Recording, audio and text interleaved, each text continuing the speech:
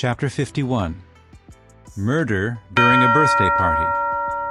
Matthew 14, 1 through 12, Mark 6, 14 through 29, and Luke 9, 7 through 9. Chapter Overview. Herod has John the Baptist beheaded. While Jesus' apostles are carrying out their ministry in Galilee, the one who introduced Jesus has no such liberty. John the Baptist is still in prison after almost 2 years. John had openly declared that it was wrong for King Herod Antipas to take Herodias, the wife of his half-brother Philip, as his own. Herod had divorced his first wife to marry Herodias. According to the Mosaic law, which Herod claims to follow, this marriage is adulterous and illegal. In response to John's reproof, Herod had John thrown into prison, perhaps at the urging of Herodias. Herod is at a loss as to what to do with John, because the people take him for a prophet.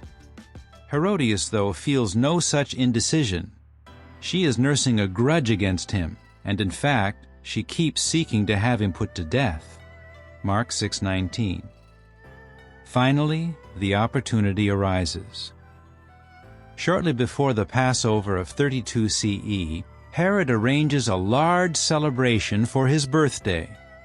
All of Herod's top-ranking officials and army officers, as well as the leading citizens of Galilee, assemble for the party. During the festivities, Salome, the young daughter of Herodias by her former husband Philip, is sent in to dance for the guests. The men are enthralled by her performance. Highly pleased with his stepdaughter, Herod says to her, "Ask me for whatever you want, and I will give it to you." He even swears, "Whatever you ask me for, I will give it to you, up to half my kingdom." Before answering, Salome goes out and says to her mother, "What should I ask for?" Mark 6, 22 through 24. This is the opportunity that Herodias has been seeking. "The head of John the Baptizer," she promptly answers. Immediately, Salome comes back to Herod with her request. "I want you to give me right away on a platter the head of John the Baptist." Mark 6, 24 and 25. This greatly distresses Herod, but his guests have heard his oath to Salome. He is embarrassed not to grant it, even if this means murdering an innocent man. Hence, Herod sends a bodyguard to the prison with the grisly instructions. Soon the bodyguard returns with John's head on a platter. He gives it to Salome, who takes it to her mother. When John's disciples hear what has happened, they come and remove his body and bury it. Then they report the matter to Jesus.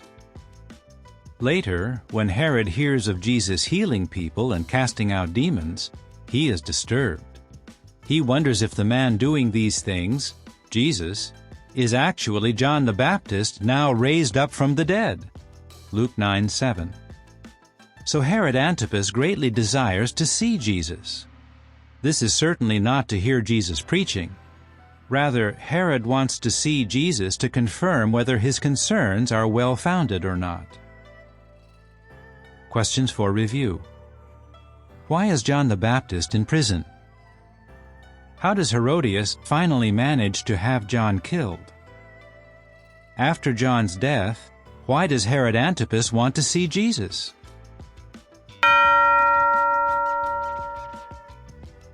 Chapter 52. Feeding thousands with a few loaves and fish. Matthew 14, 13 through 21, Mark 6, 30 through 44, Luke 9, 10 through 17, and John 6, 1 through 13. Chapter Overview. Jesus feeds 5,000 men. The 12 apostles have enjoyed a preaching tour throughout Galilee, and they relate to Jesus all the things they had done and taught. Understandably, they are tired. Yet they do not even have time to eat, because so many people are coming and going. So Jesus says, "Come, you yourselves privately, into an isolated place and rest up a little." Mark 6:30 and 31.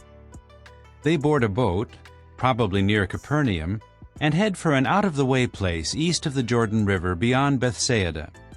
Many people, however, see them leave, and others learn about it. Together they run along the shore and are there when the boat lands. Leaving the boat, Jesus sees the crowd and is moved with pity, for they are his sheep without a shepherd. So he starts to teach them many things about the kingdom. Mark 6:34. He also heals those needing a cure. Luke 9:11. As time passes, the disciples say to him, "The place is isolated, and the hour is already late. Send the crowds away so that they may go into the villages and buy themselves food." Matthew 14:15. Jesus replies, "They do not have to leave. You give them something to eat." Matthew 14:16. Although Jesus already knows what he is going to do, he tests Philip with the question, "Where will we buy bread for these people to eat?" Philip is the one to ask, for he is from nearby Bethsaida. Still, buying bread is not the solution. There are about 5,000 men, and the total may be double that, counting women and children. Philip responds, 200 denarii, a denarius is a day's wage, worth of bread is not enough for each of them to get even a little. John 6:5 through 7. Perhaps to show the impossibility of feeding them all, Andrew comments, "Here is a little boy who has 5 barley loaves and 2 small fish, but what are these among so many?" John 6:9. It is springtime, just before the Passover of 32 CE, and green grass covers the hillside. Jesus has his disciples tell the people to recline on the grass in groups of 50 and of 100. He takes the 5 loaves and 2 fish and gives thanks to God. Then he breaks the loaves and divides up the fish. Jesus gives these to the disciples to distribute to the people. Amazingly, all the people eat until they are satisfied. Later, Jesus tells his disciples, "Gather together the fragments left over so that nothing is wasted." John 6:12. They are able to fill 12 baskets with the leftovers gathered. Questions for review. Why does Jesus seek a place of privacy for his apostles?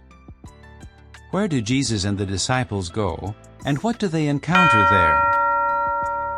What do the disciples urge Jesus to do, but how does he care for the people?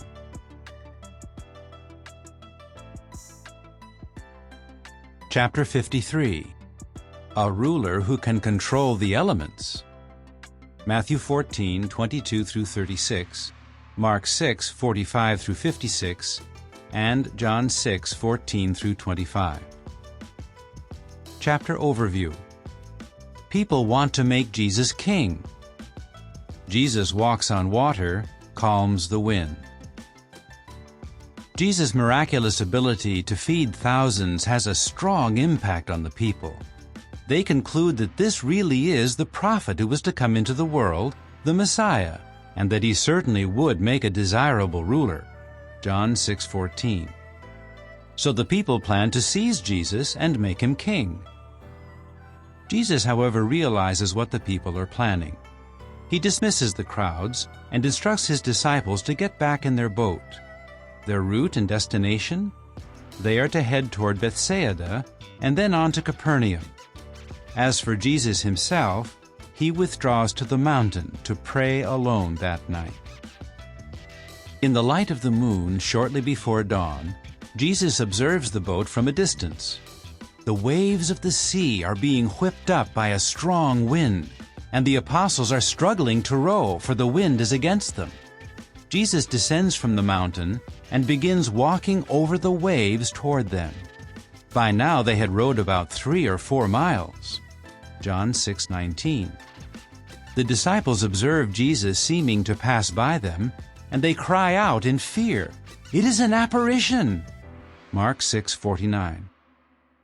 Jesus comfortingly responds, "Take courage, it is I. Do not be afraid." But Peter says, "Lord, if it is you, command me to come to you over the waters." Jesus answers, "Come."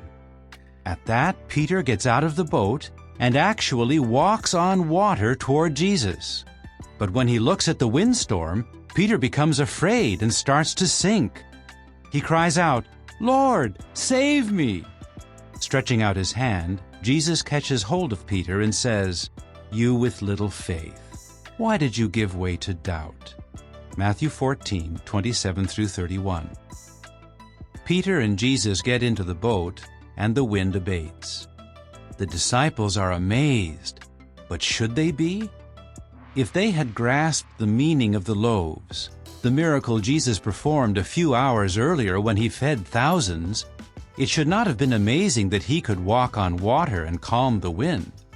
Now they react by doing obeisance to him, saying, "You really are God's Son."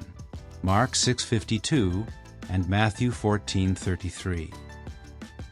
Soon they reach the beautiful, fruitful plain of Gennesaret, south of Capernaum. They anchor the boat and then come ashore. The people recognize Jesus, and together with others from the surrounding country, they bring the sick to him. When these just touch the fringe of Jesus' outer garment, they are made completely well. Meanwhile, the crowd that had witnessed the miraculous feeding of the thousands discovered that Jesus has left. So when little boats from Tiberias arrive, the people get aboard and sail to Capernaum to find Jesus. When they do, they ask, "Rabbi, when did you get here?" John 6:25. With good reason, Jesus rebukes them, as we will see. Questions for review.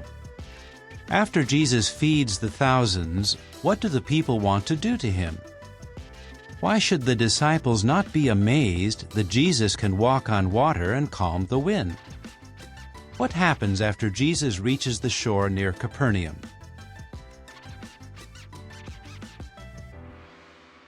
Chapter 54. Jesus, the Bread of Life. John 6:25-48.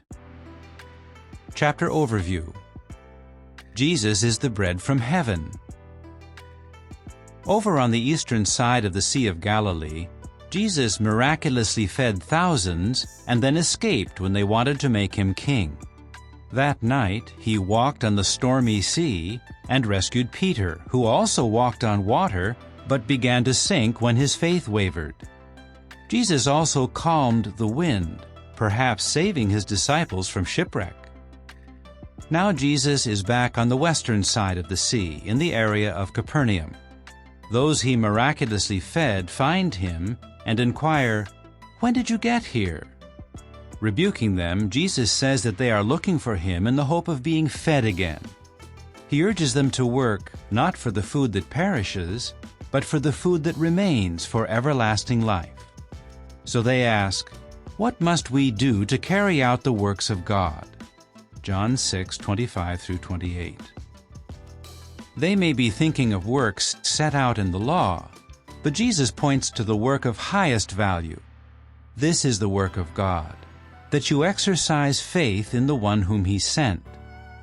The people, however, do not exercise such faith in Jesus, despite all that he has done. They demand that he perform a sign so that they may believe in him. "What work are you doing?" they ask. "Our forefathers ate the manna in the wilderness, just as it is written, 'He gave them bread from heaven to eat.'" John 6:29-31. Regarding their request, Brent, thanks for watching. Make sure you subscribe and like this video.